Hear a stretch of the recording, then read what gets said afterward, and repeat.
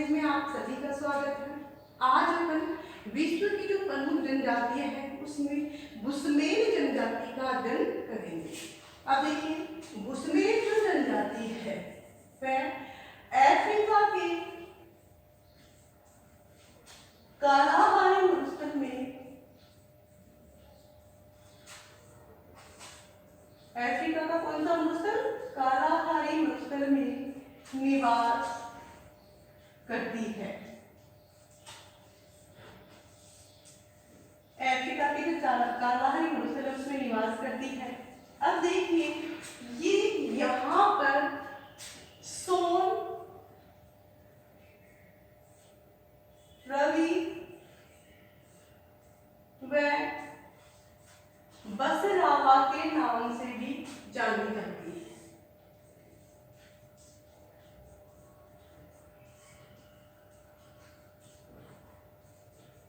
जानी जाती है।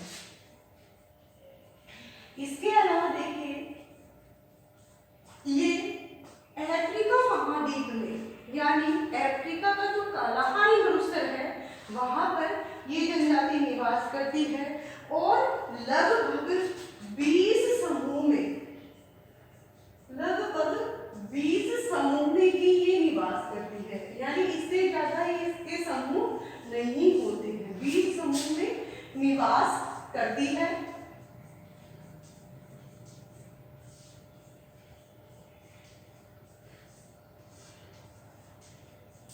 यानी ये जनजाति सिर्फ 20 समूह में निवास करती है, यानी ज्यादा जो संख्या इनकी नहीं रहती है। अब इसका निवास क्षेत्र की बात करते हैं अपन कि जो ये बुसमेन जनजाति किन क्षेत्रों में निवास करती है। तो दक्षिणी अफ्रीका का जो कालाहारी मरुस्थल है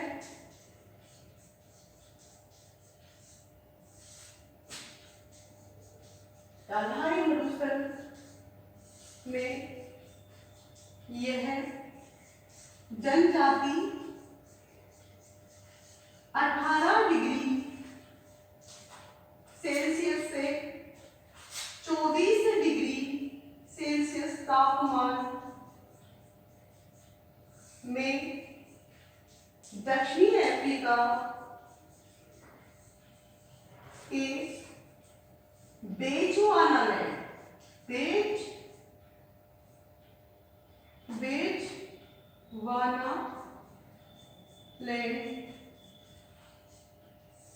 में रहती है या निवास करती है।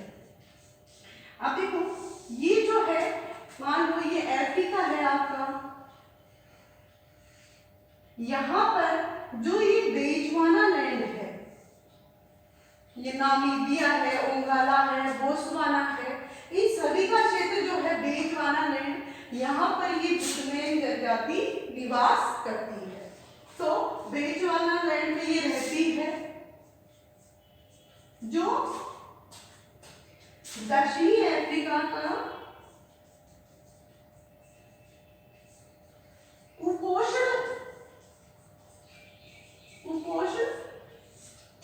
कटिबंधीय मैदान, घास के जो मैदान है, उपोष्ण कटिबंधीय घास के मैदानों में रहती है। उपोष्णीय कटिबंधीय घास के मैदान, उपोष्ण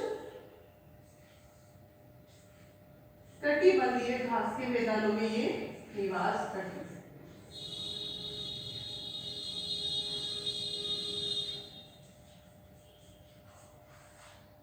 उपोष्ण कटिबंधीय घास के मैदानों में निवास करती है। इसके अलावा यह अफ्रीका के जो है नामीबिया,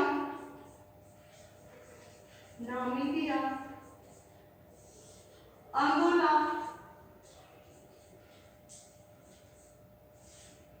दक्षिणी अफ्रीका, बोत्सवाना,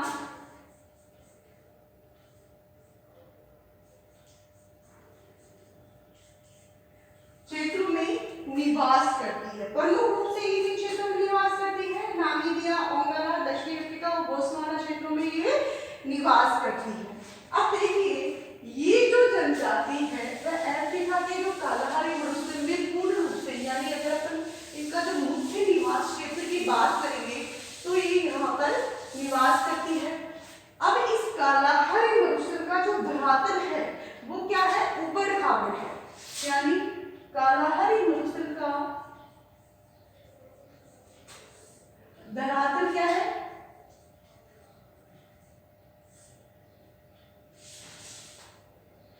धरातल है, एक तो क्या है ऊबड़ खाबड़ है, यानी समतल नहीं है। ऊबड़ खाबड़ क्षेत्र है और 25 सेंटीमीटर से भी कम वर्षा यहाँ होती है। 25 सेंटीमीटर से कम वर्षा होती है। ग्रीष्म काल की अवधि क्या होती है, लंबी। ग्रीष्म काल की अवधि लंबी व शीतकाल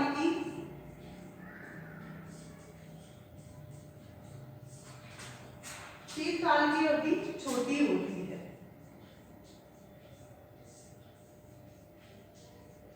शीतकाल की अवधि छोटी होती है।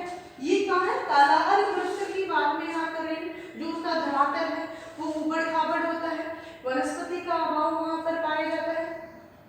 दूसरी बात, वहां पर 25 सेंटीमीटर से भी कम वर्षा होती है। तीसरी बात, ग्रीष्मकाल की अवधि जो है वो तो क्या होती है, लंबी होती है। ग्रीष्मकाल की अवधि लंबी व शुष्क काल, जो शीतकाल है उसकी अवधि छोटी होती है। शीतकाल की अवधि छोटी होती है। ये था कालाहारी मरुस्थल के बारे में। और इसकी चर्चा करें तो अपन जो कालाहारी मरुस्थल है उसमें एक प्रकार का तरबूज पाया जाता है, यानी इसी में क्या है, एक प्रकार का तरबूज, जिसे क्या कहते हैं, त्यामा। क्या कहा जाता है, त्यामा। अब देखिए ये जो त्यामा है वह मानव और पशु, मानव व पशु के लिए क्या करता है, जल पूर्ति, मानव और पशु के लिए जल आपूर्ति करता है। यानी इस त्यामा के, क्योंकि 25 सेंटीमीटर कम वर्षा हो रही है तो वहां पर जो है जल का अभाव पाया जाता है, तो उस मरुस्थलीय क्षेत्र में एक प्रकार का तरबूज पाया जाता है जिसे क्या कहा जाता है, त्यामा। और ये त्यामा किस उपयोग में लिया जाता है, मानव और पशु के जल की पूर्ति को पूरा करने के लिए इसका उपयोग किया जाता है। अब यहाँ पर, यहीं पर एक मरुस्थल है एटोसा, यानी इस कालाहारी मरुस्थल में ही एक मरुद्यान है।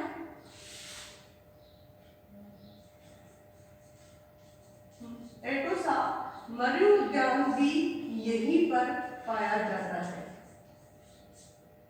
जो पाया जाता है। ये बात थी कालाहारी मरुस्थल की। अब बात करते हैं अपन एस्किमो जो जनजाति है उनका जो आवास है, उनका जो भोजन है वो कैसा है। यानी उनके भोजन की बात करें तो ये क्या है, सर्वभक्षी होते हैं। सर्वभक्षी यानी सभी जीवों को खाने वाले होते हैं। तो भोजन में बात करें तो ये सर्वभक्षी होते हैं। अब देखो सर्वभक्षी में क्या क्या खाते हैं,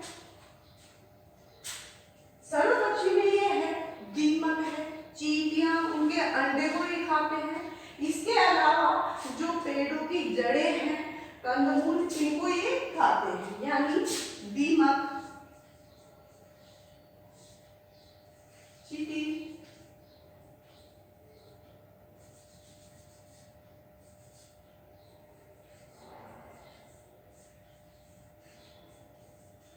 चींटी के अंडे,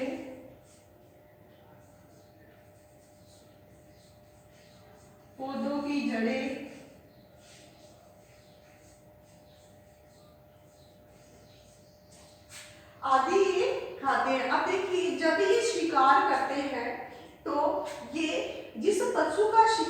करते हैं उसका क्या करते हैं, पूरा भाग खाते हैं। दूसरी बात, ये जो पशुओं का शिकार करते हैं वो शिकार किस आधार पर करते हैं, देखिए शिकार है पशु को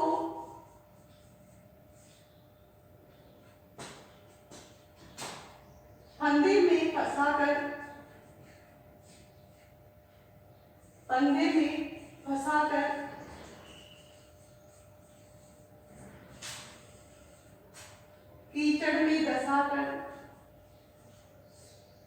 कीचड़ में धंसाकर और गड्ढे में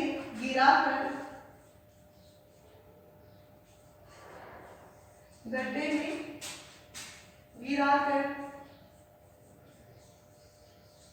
इसके अलावा विषैला या विषयुक्त जल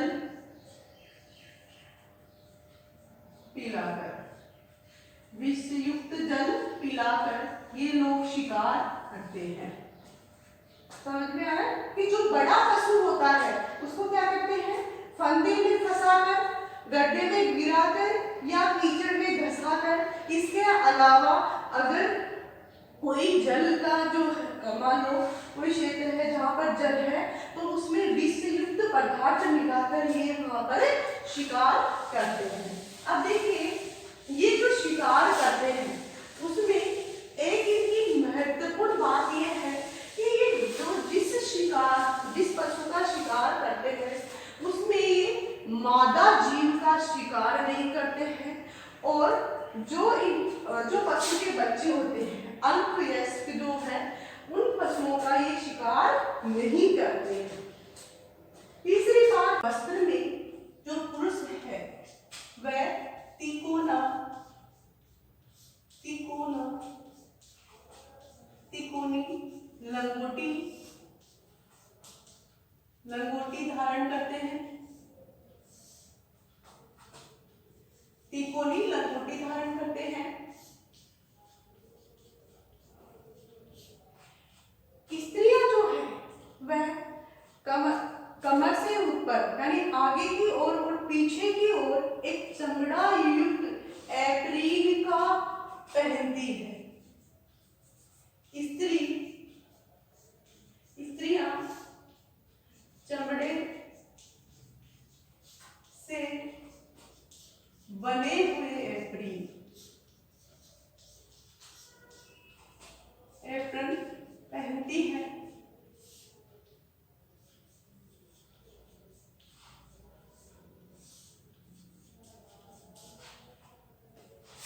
स्त्रियों के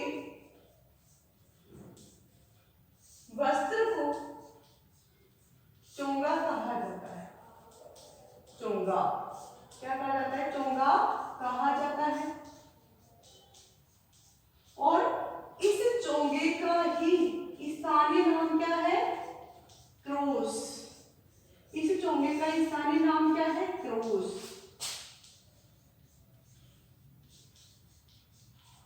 स्थानीय नाम इसका क्या है, क्रोस। अब देखो ये चमड़े से युक्त जूते वगैरह ये पहनते हैं। अब बात करते हैं इनके निवास ग्रह।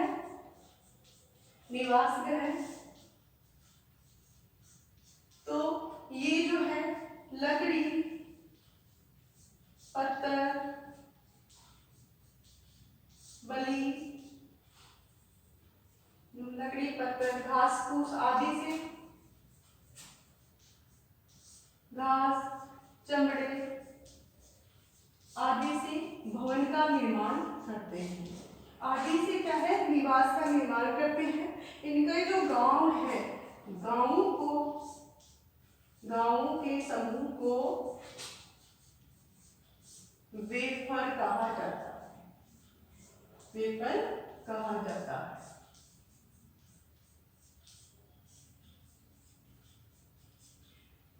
इसके अलावा ये लोग जो है घास की पौधे की जो टहनियां है, विरल क्षेत्रों में ये लोग निवास करते हैं। पौधों की टहनियों पर भी ये लोग झोपड़ी बनाकर निवास करते हैं। पौधों की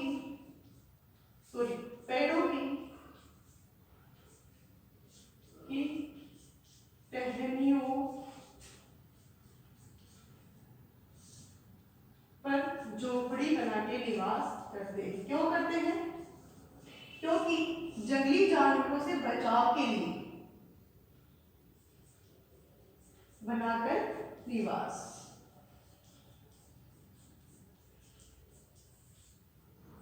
अब इनके औजार या यंत्र की बात करें,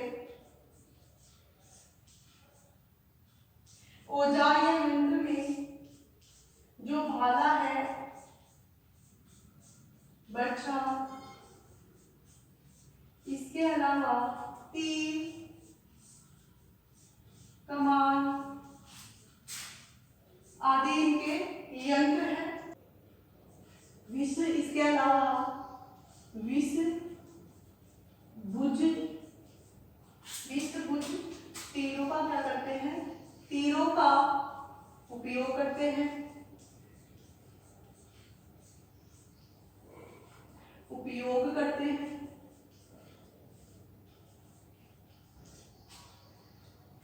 शुतुरमुर्ग के अंडों, शुतुरमुर्ग के व जिराफ के अंडों के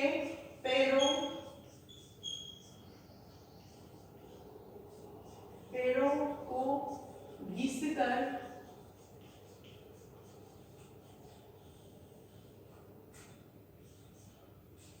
तीर कमान बनाते हैं।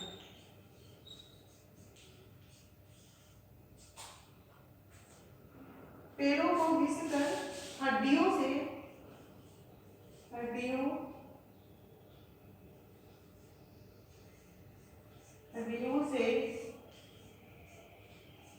तीर बनाते हैं।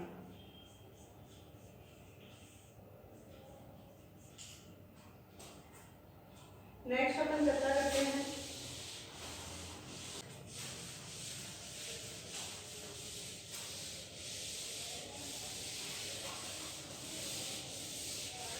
इसके अलावा शुतुरमुर्ग के जो अंडे हैं,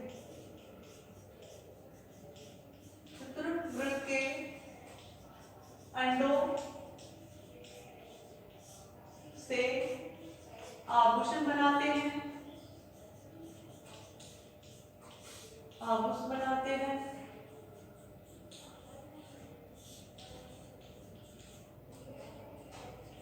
हिरण की खाल से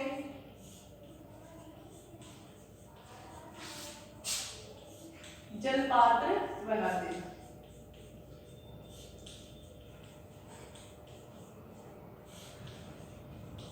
अब देखिए इनके समाज में संस्कृति की बात करते हैं।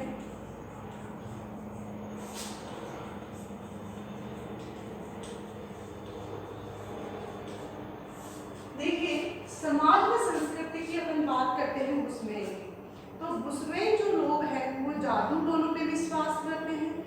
समाज में संस्कृति से ये आपसी जुड़े हुए होते हैं, ठीक है।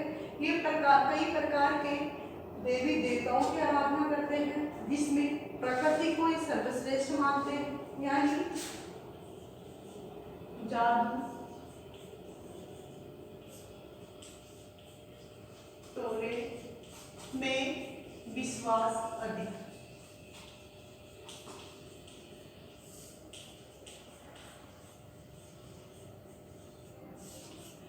दो प्रकार के देवता ही मानते हैं, दो प्रकार के देवता।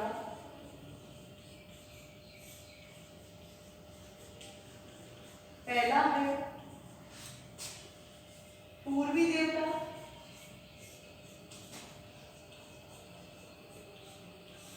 और दूसरा है पश्चिमी देवता।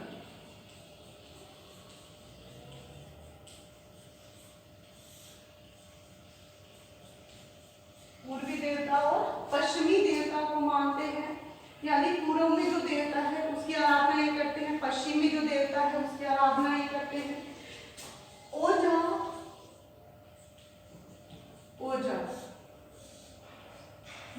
वह देवता जो इनको जादू टोनों से बचा, वह देवता जो आत्माओं से, प्रेत आत्माओं से इनको बचाता है।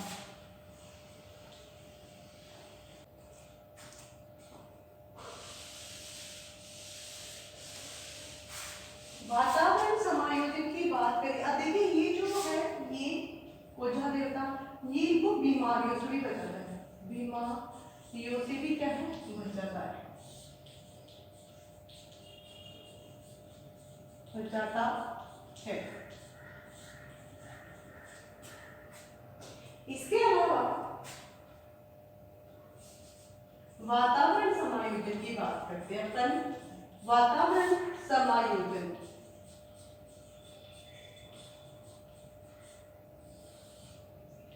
अब देखिए वातावरण समायोजन की बात करें तो ये लोग क्या करते हैं, कम बर्तन रखते हैं, कम बच्चे ये लोग रखते हैं। दूसरी बात ये अपना घुमक्कड़ जीवन जीते हैं। इसके अलावा मैंने आपको जब शिकार का इनका बताया तो ये लोग मादा व अलग वयस्क जो जीव है उसका शिकार नहीं करते हैं, घुमक्कड़ जीवन।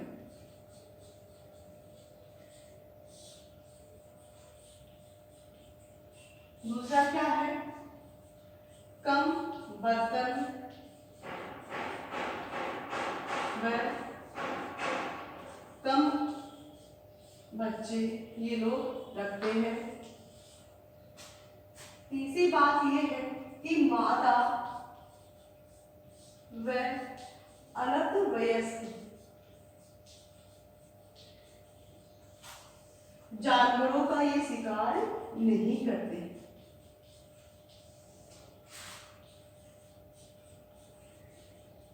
शिकार नहीं करते।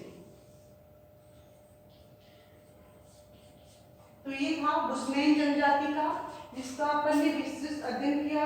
और देखो प्राकृतिक वातावरण समायोजन की बात करें तो इन्होंने अपने आप को वातावरण से समायोजित कर लिया है।